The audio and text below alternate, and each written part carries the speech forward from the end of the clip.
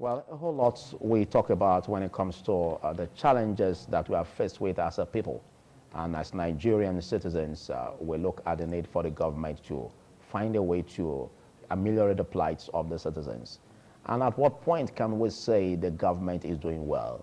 When we see recoveries, recoveries are the part of the plights facing Nigerians being tackled. That's basically where we can say the government is coming to fusion our terms with the people in that regard. We're going to be looking at the challenges we're faced with and the increase in the petrol price and what can be done in order to ameliorate the plights of the citizens in this regard. And of course, joining me to discuss this in the studio, I have a finance expert and public affairs analyst, Omogbe I1 Timothy. Good morning, Omogbe. Good morning, Phillips. Good morning, Nigerians. And also joining me via Zoom is a civil society activist and economist, and it is Obasomi Jude, PhD. Good morning, Obasomi. Okay, let's quickly hit the ground running. And I think I'll start with you, Omogbe. The challenges have been massive on Nigerians. And I could see, where you've always given hope to Nigerians. Now, we've had over 400% increase, in the pump price of petrol at the advent of the inaugural speech of the President, Ahmed Bola Tinubu, May 29, 2023, when he assumed office, till now. And again, it seems not to be abating. Nigerians just wake up one day and they keep saying, prices of petrol increasing astronomically. What do you see about this? Exactly how this plight can be ameliorated? Thank you once again for having me on your program.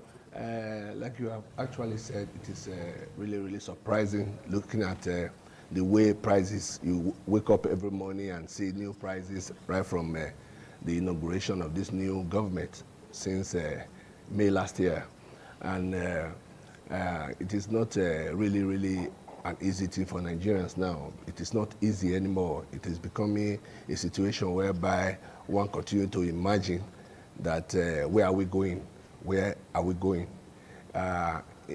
Actually, during the inaugural speech of the president where the subsidy was removed, we were given a situation that, or we were told by the government of as at that time that when this our indigenous refinery gets to work, when it starts to work, and there will be a reduction, and that we should just bear for some time.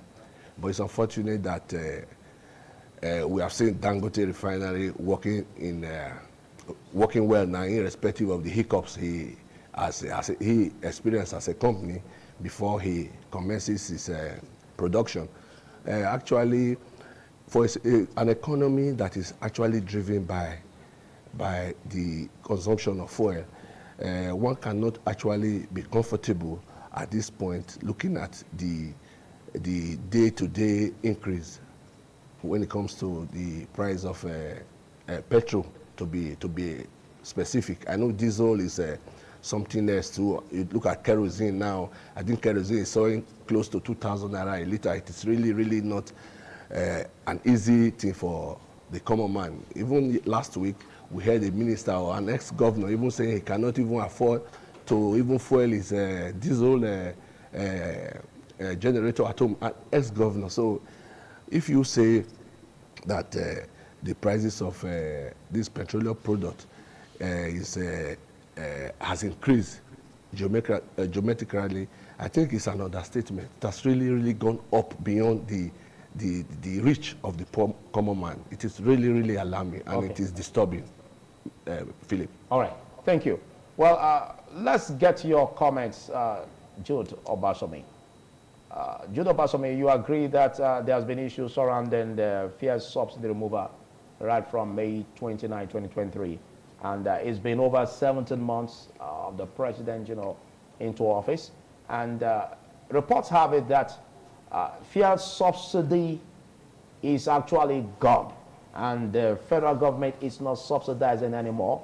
Looking at the extraction of the NNPCL from being an exclusive off-taker of the petrol from Dangote refinery, and of course the interventions of the federal government in making sure that marketers purchase crude in naira and at a fixed exchange rate.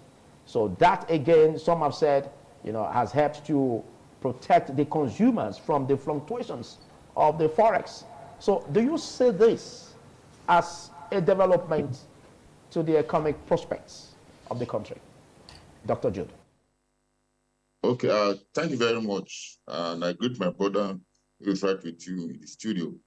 On this issue of a subsidy, I'll say that the Nigerian government, past government starting from the era of President Jonathan, they have decided to use the subsidy removal and the subsidy payment as an avenue for them to steal most of our funds, and if possible also steal the crude. You see, there was a time in 2012 when we had an engagement with our former president, President Jonathan, where he said that there's a need for them to remove the subsidy. Some of us in Nigeria then now said, no, sorry, you cannot just remove subsidy. And we just felt that subsidy was there and was a scam, that we're not even paying anything at all. And this same government of ours, that is where for me personally, I have an issue of distrust for this government. Most of the leaders of this current regime then told us that, sorry, there was nothing like subsidy payment and that it was a scam. But we are now shocked that this same set of persons, where you had economists, accountants, financial experts, leaders in the petrol sector, who told us that they were not like subsidy. Now they are not telling us that they are paying subsidy, they are removing subsidy today, they have to, in the more again, they bring it back and what have you. So it's quite shameful and quite sad that they have been able to capture the Nigerian people, that they can tell us anything. For me personally, payment of subsidy up to today is still a big scam. Recall there was a time the NNPC said that you were paying this subsidy and some persons refused, some big companies refused to bring in the right quantity. Up to today, sir, how many persons were prosecuted? How many companies were dealt with? Not at all, nobody. They just kept us busy at that time and fine. People were receiving money for subsidy and they were not bringing in products. But let me tell you this. How can you be producing cassava in your farm and you say you cannot have enough patience to produce it, maybe to scale up to produce gari or what have you, or rather you send it from Benin to Enugu State to go and for them to go and process it for you to become gari and other products? It's not shameful. We are the fifth largest producer, country in the world now that have a lot of crude deposits, oil deposits. What are you doing with it? But rather, instead of us fixing our refineries, that was not done. But we had derived greater joy, comfort in exporting our crude. Thereafter, they only send back to us only 3 products, whereas from crude alone, you can get up to 31 byproducts. They're not shameful. And when this regime came, the previous regime came on board, they told us that the refinery was working at 25%. That was in, I think, 2020. And when the former president was running, the refinery were working at 65%. The question is, the refineries are working. Where is the product? For example, now you are a lecturer at the university and you say that you are lecturing, you are teaching, you are producing people that will eventually come out to the larger community to come and empower. Yet, for 5 years, 10 years, nobody's graduating. What are you doing? And you have workers in this sector that are receiving salaries and nothing is coming out. So for me personally, I just believe that the government of today have succeeded in capturing us that we cannot even talk. I see no reason why, as at yesterday, Dangote said they were going to, they went to court saying that NNPC here has no right whatsoever to issue license to other companies, Matrix Oil, Rail Oil, and others to import fuel. Recall when they went ahead to flag off to commission Dangote refinery, we are told that when the refinery comes on board, it will take care of our challenges, our fuel, demand for fuel and others. But now the company came up and we are still having some challenges that has to do with the workings of the company. Is that not shameful? If the government decides, let us just fix only one refinery for this year, for the first 3 years, next 3 years that will continue. Is that not proper? But rather, the economy, the growth of the economy is now tied towards the happening in Dangote refinery. Is that not shameful? Yet you have ministers who are expected to work for the people, but rather they are putting in place policies that will only favor Dangote refinery. What I'm getting today, the cost of fuel when I bought Dr. Jude, can I come in at this point? Can I come in at this point? Thank you for your articulation. Thank you for your articulation. But I take exception to the word still.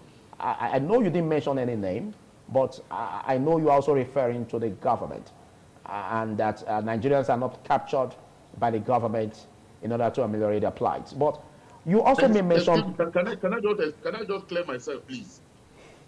Can you allow me to clear myself, please? No, when I said captured, within the framework of my conversation that Nigerians are unable to cry out again.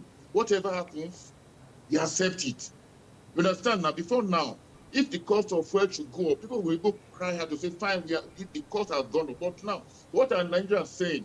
Provided we have the product to buy, let's forget about the rate. Okay, let me come in again, Dr. Jude. People are unable to talk. Dr. Jude, let me come in again, but you can react. Dr. Jude, you may mention the fact that even the Dangote, the MD of the Dangote refinery, you know, is even taking NNPCL and of course some other companies to court over, you know, giving licenses for import of fuel.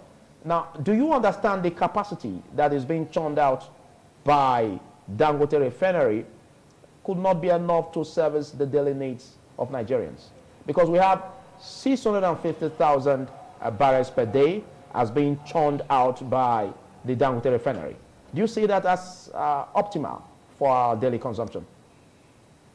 You see, it's just that, thank you very much. It's just that the way we have decided to narrow down means of transportation, means of getting power to do some of our activities to oil.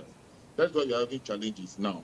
Because if, for example, now the train lines are working perfectly well, I'm going to Abuja from Benin, I need not go to the motor park or drive my car, I just go to the train station and I'm in Abuja.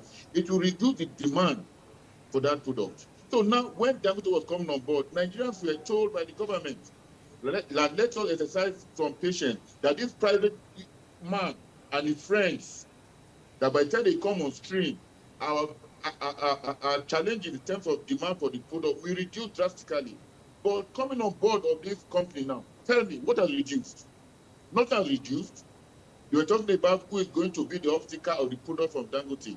Thereafter, we talked about how they are going to be paying, are they going to pay in foreign currency or pay in naira to get crude?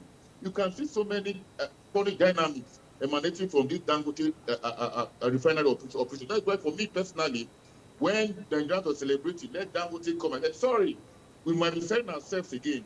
Why don't we beg government? Fix at least one refinery, or you're already giving licenses to operators of modular refineries in the country. What is happening to them? I cannot give somebody a license to say, fine, you go and open a modular refinery, and for a year, 2, 3, 4 years, you are unable to kickstart. Why can't government think inwards and not able to put in place small micro policies and programs that will impact more on the people? But thank you, Dr. Jude. Coming on board on stream now has not helped Nigerians at all. Thank you, Dr. Jude. Let's get your reactions, because he made some clear statements, and despite the fact that the federal government has already said it categorically, just as it has said that the NNPCL is no longer the major off-taker of lifting petrol from the Dangote refinery. Now, it also cleared it by bringing interventions where it said that even getting crude, you know, will be at a fixed exchange rate, you know, and also in naira. Don't you see these interventions as a welcome development, even though the economist, you know, Dr. Jude is saying that we are not there yet? But do you see possibilities that with the steps that the federal government has taken, there could be, you know, a light at the end of the tunnel? Yeah, I say most times some of these policies we just see it as a mere literature. Why do I say this? If actually government wants to bring down the price of this product down considerably to the reach of the poor common man, I think it can be done without too many of this literature. Because in the first place, we were promised at the beginning of this administration that there were going to be palliatives. I mean, things to make the suffering to go down, which actually the president or the federal government actually implemented. But down the line, implemented fully? By way of at a point? To some extent, he said, yes, to some extent, because at the end of the day, governance is a process. It's not everything you say you want to do, you just do it one day, one after the other. We saw those programs he implemented initially, the issue of the palliative and all that, how it was hijacked by some state governors and even some legislators and all the rest. We have seen a situation whereby... Were you a beneficiary? Never. Of the palliatives? Palliatives by way of the rice and all the other ones. Not really, not really. There's no thing you can give everybody in this country. But I saw some people actually benefited. Some state governors hijacked the process. Although that is not the subject of Or you were today. not a target citizen because categorically looking at you, you are a bourgeois. What do you mean by that? No, I don't agree. I don't agree. I belong to the middle class anyway. Oh, middle class. Yes, middle class. So that's why such palliatives are not meant for you. It's not supposed to be sectional. But because you mentioned it, I wanted to check if you were able to see its monitoring and, of course, see a lot of persons who benefited from it. That was why I asked you. Okay, actually, I saw one or two persons who actually benefited from it, but it ought not to have been like that because the numbers of the quantity of the commodities that were given to different states, we were aware, and we discovered that most state governors and maybe some other legislators too hijacked it to their own personal mission or agenda, kind of. But having said that, outside the issue of the palliative, the president... What about the transport lines, for instance? Sorry? The buses. Yes. I was also heard that some also got to the level of the labor union. Yes. But we expect to see it trickle down to states. But even at that, if you look at it vividly, you discover that even the numbers as articulated by the federal government is so minute to an extent that you and I will benefit from it. You said government is a continuum. No, what I'm trying to say in effect is that some of these things, we have a very large population in this country. Some people say that we are about 200 million, but I say we are about 300 million. Because in an economy where you have about 300 million citizens and you bring like less than 100 CNG buses, how do you think it will go down well to touching the lives of the common man? So, like I have said earlier, some of these policies are on paper, they are nice ones, they are good, but the implementations and the quantity or the quantity as regards how it will now affect 300 million Nigerians is the challenge we're having now. If you even look at the situation of this CNG installation the president talked about, I was even at the point of even advising some people in government that they should be subsidized. I mean the installation of the CNG kits. If you go if that subsidy, for example, of subsidizing the cost of installing a gas plant in your car, if it's well subsidized, you discover that the effect or the problem we're having today as regards 1,200 naira per liter for fuel will be a little bit reduced. Because I met a guy yesterday. He came from Lagos with a CNN bus with a 4,000 naira CNG engine. 4,000 naira, Lagos Benin, 4,000 naira. It's so amazing, very enticing. So the issue is that I think government, irrespective of some of these policies they are talking about or they are propagating, the issue of practical things should be the speed of implementing some of these physical things should, because the Nigerian populace, I mean the citizens, they are not finding it funny anymore, and time is of the essence. The administration is close to about 2 years now, and we are still where we are in terms of removal of fuel subsidy. There's no topic now that is on any media where subsidy or removal or whatever floating on the naira is not said. Talked about. It's not talked about. So, and to be frank, irrespective of affiliations or where you belong to, truth be told, Nigerians are suffering. The prices of these essential commodities is of the increase, and it is beyond the reach of even the so-called bourgeois. Thank you. Dr. Jude, let's get this trajectory. You agree with me? We've been on the road where it's been said that subsidizing fuel it's a setback to government, because if you look at the huge amounts of money that the government uses in subsidizing fuel, way back, before the commencement of the administration of President Bola Ahmed Tinubu, you basically, I believe, was one of those advocates that fuel subsidy should be dropped for the government to kickstart or revive the economy. Now, we understand what has been happening, in the trajectory, all the challenges that have been up. But do you also agree that the government is making some interventions at a level? Because you heard what the finance expert, Omogbe Wanfo, said. He made mention of the palliatives, he made mention of even the CNG as an alternative, the use of gas, and of course the need for the government to subsidize or bring about, kits available for vehicles to be able to, have this and also breathe some fresh air in terms of the money they pay. But again, if we look at the availability of these gas stations, some will say that it's another Herculean task. I want to comment on this. Do you see that as an alternative? Looking at the CNG and, of course, the need for kits to be available for vehicles to convert theirs so that they can be using gas. Do you see this as an alternative going forward economically? Okay, thank you very much for that. And I commend my brother with you there for his beautiful analysis as per the benefit of the CNG. Hello? Can you hear me? Go ahead. Okay, fine. I commend him really for his beautiful narrative as per the benefits of the CNG. But we need to understand fundamentally that when some of us advocated that this so-called subsidy should be stored, it was based on what we saw. For another, most of the time now, the government kept on deceiving us that salt was being paid, and we're not marking the difference. Recall when this issue of salt came up long ago, fuel was sold for less than 145 naira a liter. Thereafter, they kept paying the salt, and the amount that was paid for salt kept on increasing.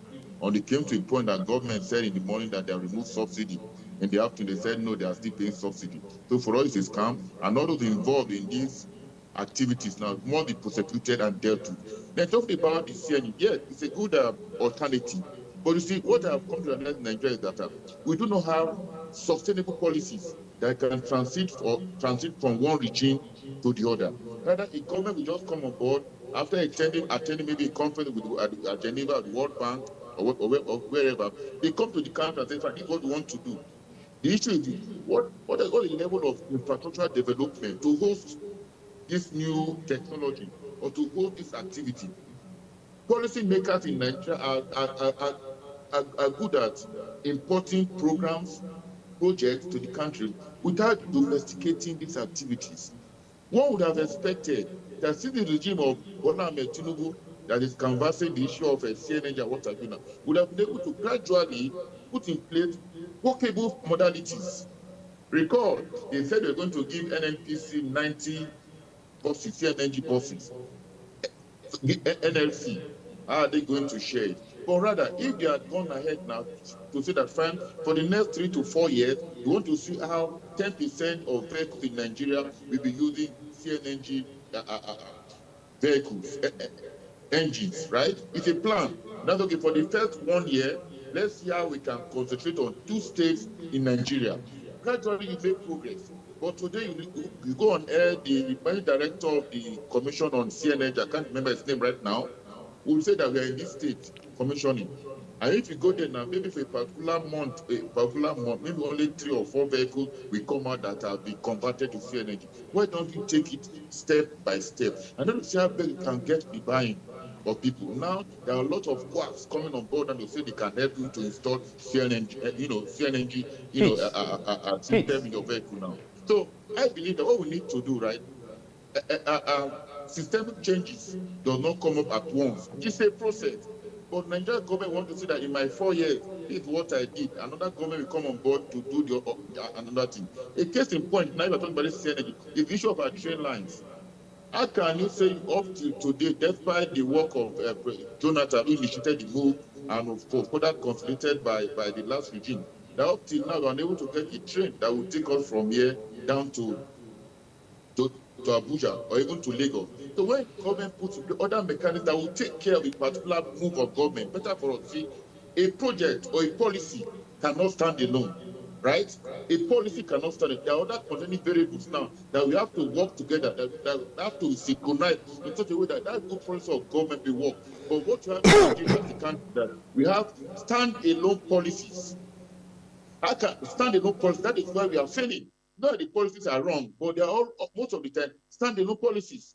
Recall when they said they're going to close down the border some years ago, that they want to stop importation of food to the country. Was there a mechanism to put in place that before this period of closure of the border, we'll be able to set up plantations, farmland, that will be able to put enough food, so that when the border is closed, we can have enough to take. But rather, things don't work like that. So you can see that in Nigeria now, we often have what you might call policy somersault. Every regime, every ministry, every government apparatus or agency want to do their own separately, not until we to seek connect. That's the only way this can work. He said it's a good idea, and I want to beg government, people to kill him. It can be subsidized, but again, I'm scared talking about subsidizing. By the time being to subsidize, when we realize the cost, we realize that it's much cheaper for government to remove their hands from the brother. Let them put and enable the environment that will encourage people. There are cooperatives in the country. There are workers' unions, cooperative various establishments. Why don't they call all of them and do their capacity to see how they can buy into this project, so that in their cooperatives, like Solid University, IFT, even Uniben and many other, even in IT too now, you can add your own cooperative. Say, fine, we have been able to get in contact with the installers of the CNNG. If you want your vehicle to be installed, these are going to be the process. Then gradually we migrate. But my question is this sustainable? What system do we have in place so that when another government comes on board, they will no longer see the need for us to move to the CNNG platform, but rather they'll say, sorry, because of one or the other, we're no longer interested. So for me, rather, I strongly believe that our policies to be secret such a way that people can appreciate their, this good policy of government. CNNG is the way forward. But for me personally, up to today, I'm still scared. I don't want a case where I'll spend over 700,000 converting my car to a CNNG engine, whereas maybe the next 6 or 1 year now, we begin to tell that, sorry, we are unable to get a natural gas, compressed natural gas, and you have to convert. These are the issues. People have lost trust in most of the policy of government. That is why for now, the rate at which people are embracing it, despite the advantages, is not too significant.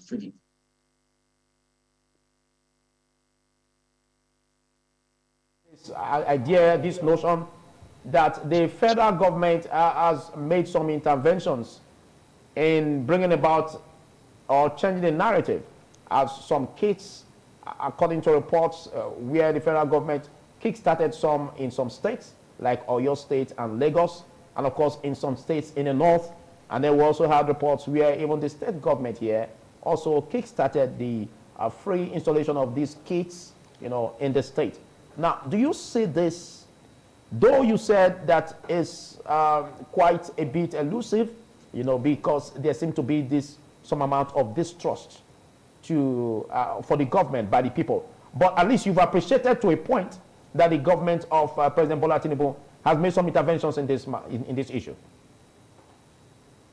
Yes, I think yes, I appreciate his efforts. But you see, there have to be plans or programs that are sustainable. You see, like I said, but thank God the state government has said that they want to be installing this stuff free of charge. But what government can do is just see how best,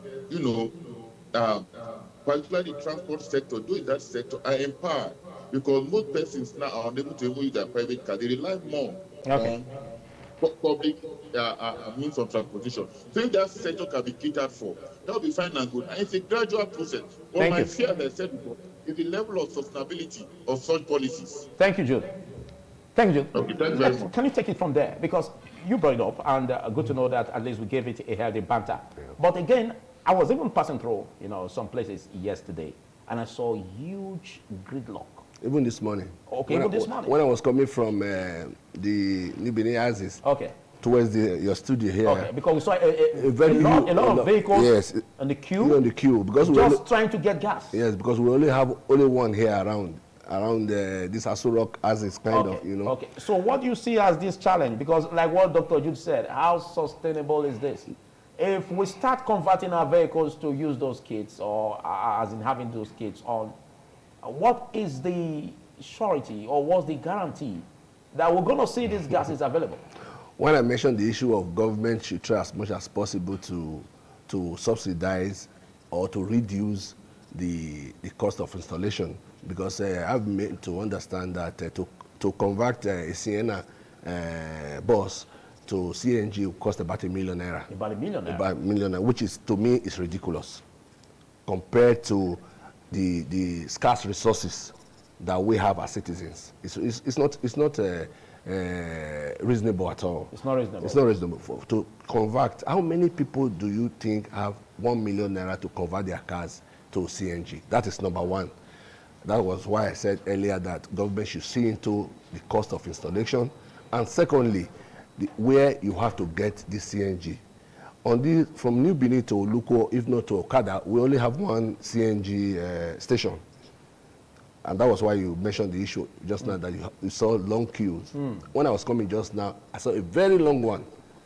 Trailers, buses, cars wanting to get the product. Yeah. That is a clear indication of what Doctor just mentioned just now, that so that it will not be a situation whereby you jump from fry pan to fire, you know. So I think government should still look at that aspect to installing more of these stations. Okay.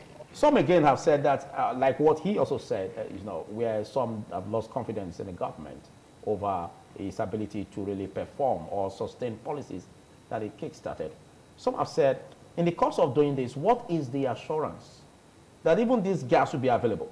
Because some again have said that this could be a challenge or a situation where a bigger challenge you get tomorrow. Everybody coming in, like what happened when they said that everyone should, you know, domesticate the use of gas, you know, for cooking instead of using the firewood or kerosene. Yeah. And so when we got a huge number of Nigerians on it, the price jumped.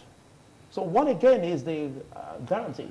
That if everyone now comes on this, there won't be an issue of corruption, because some have said that anything that happens in Nigeria, corruption must have its way. Yes, your fears too. I have that fear too, irrespective of the present situation. You know, in this country, we are too used to this issue of taking advantage of one another. Most times, it's not even the government kind of doing. You and I, most times, are responsible for some of these things, because I see a situation like you have said. I fear that situation too, that human beings or Nigerians, I'm talking about the issue of, the bourgeois, the rich ones, who always want to take advantage of the poor ones, because it's a very big concern, and I think government should take it as a point of interest to look at it critically and put modalities in place so that the issue of synergy should not be hijacked by some few cabals too. Because we have not been hearing cabals when it comes to CNG now, although we have cabals when it comes to crude oil, when it comes to fuel and all that. Okay, you agree that there are still cabals in the government of Bola Ahmed Tinubu? No, I'm not. When I mean cabals, I'm not talking about political cabals or government cabals. I mean individuals, businessmen that will always truncate the effort of government. They are there. They are enormous. So that is my fear, because a situation whereby everybody shifts to CNG, and in no time you discover they hijack the system again. You know, it is easy for these money bags to always hijack a system, you know, and that was even what happened in the petroleum sector, the PME sector. That was why even the issue of removing subsidy came. Why? Because it was enriching some very few and all that. Those people that were being enriched by the subsidy, most of them were not from government. They were not government workers. They were individuals like you and I.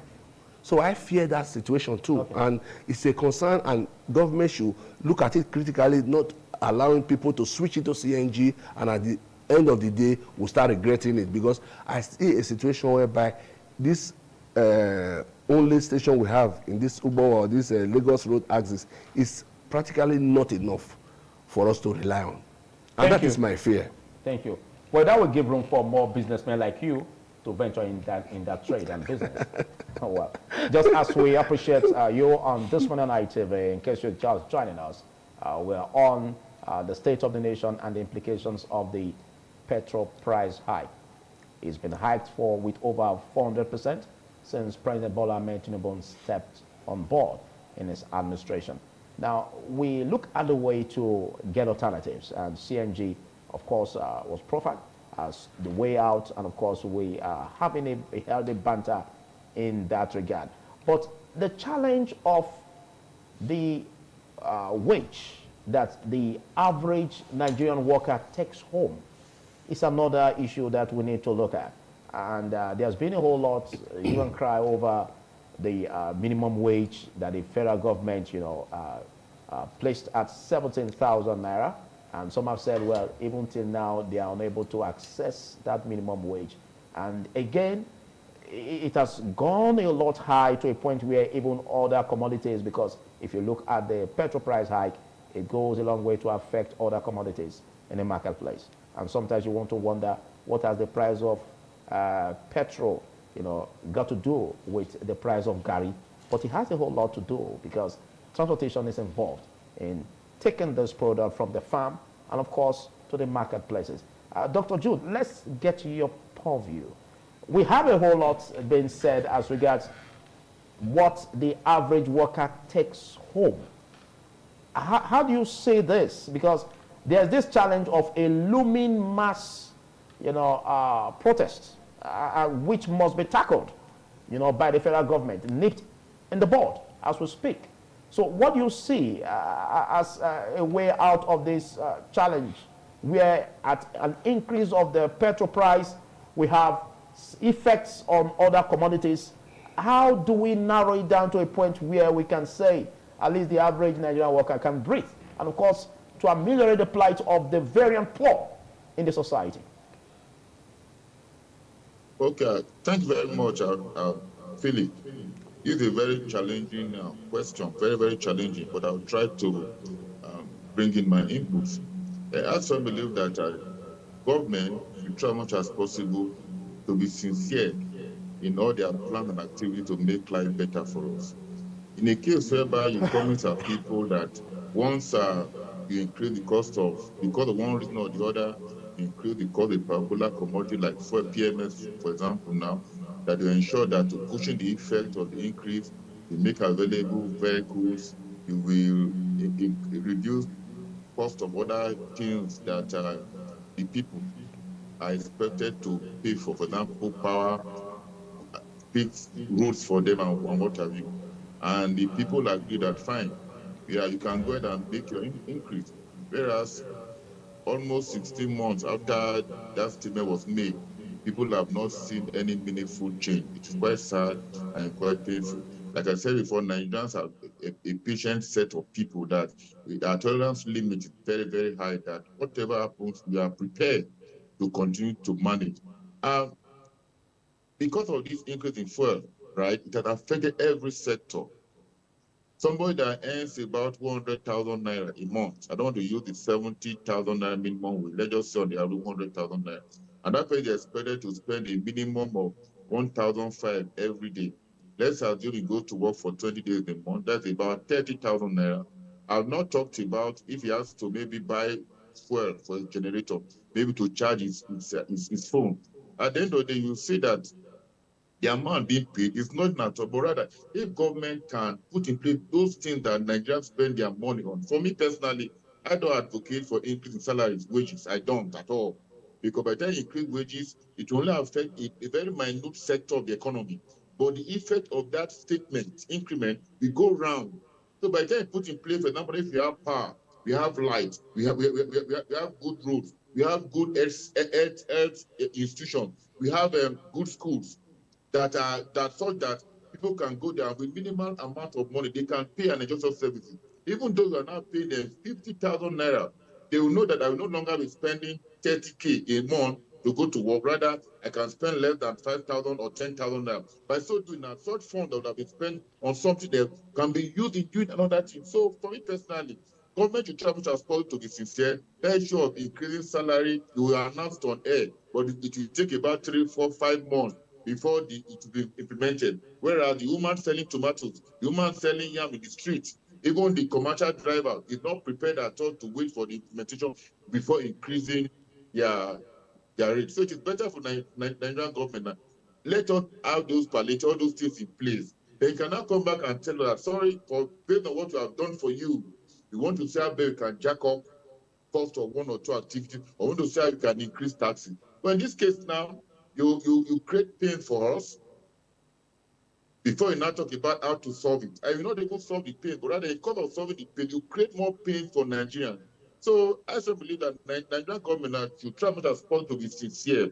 Let us know what is happening. You cannot talk about that the country is broke, whereas all of us are seeing the amount of money the government officials spend to take care of themselves and their household. It doesn't make some good sense. But when we see that the Nigerian president enters an economic class to travel for a meeting or to travel abroad, yes, we will now know that our president also feels our pains. But by the time our leaders get the best that is available, get the best treatment, get the best education for their children. And they are now telling Jude and the family that, please, you have to bear with us. We cannot longer continue to bear. It's quite challenging. That's why for some of us, we are scared that what we saw witness in the NSAT and even the bad governance challenge that we had recently, that might just be small intervention. But I want to appeal to Nigerians. Let's not give up. Let's continue to engage. Like somebody told me some time ago, Jude, now they talk.